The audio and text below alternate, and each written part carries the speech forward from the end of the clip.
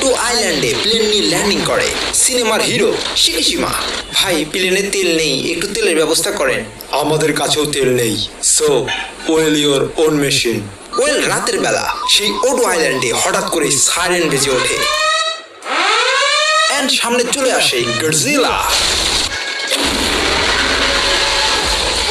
এরে ভাই এটা কি রে? রয়্যাল বেঙ্গল টাইগার মনে হয়। আরে না বেটা, এটা ডাইনোসর। এটা ডাইনোসর নয়, এটা গডজিলা। গডজিলা আবার কি? এটা খায় নাকি মাথায় দেয়?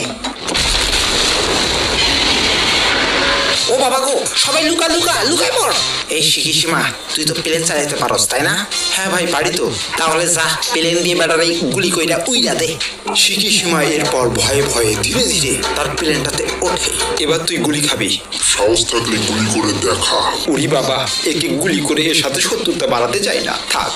ওই ব্যাটার ভরসায় থেকে লাভ নাই। এ গুলি কর শালারে।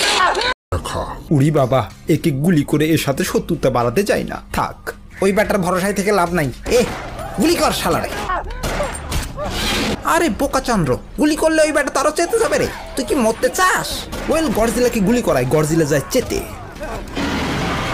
এন্ড সবাইকে মায়ের ভোগে পাঠিয়ে দেয়। উরি বাবা, সবাই তো মরে গেল। এই বেটা দেখে আমার দিকে আসতেছে, এই প্লেন থেকে পালাই বাবা। ওয়েল সকালবেলায় শিকিশিমার জ্ঞান ফেরে এন্ড এসে দেখে সবাই ডেড ডেড ডেড। হারামজাদা, তোর জন্য সবাই মরে গেল। তোকে কতবার করলাম ব্যাটারি গুলি কর গুলি কর। তুই শালা একটা পাপি। শিকিশিমা এরপর তার বাড়িতে আসে, এসে দেখে তার ফ্যামিলিও বোম ব্লাস্টে পটল তুলেছে। এদিকে শিকিশিমার সামনে চলে আসে একটা মেয়ে আর তার কাছে একটা ছোট বাচ্চা দিয়ে পালিয়ে যায়। ও বেবি, এই বাচ্চা দিয়ে আমি করিব কি? এই টুকি, এই মেয়ে, তোমার বাচ্চা আমার কোলে দিয়ে তুমি পলায়ন করেছিলে কেন?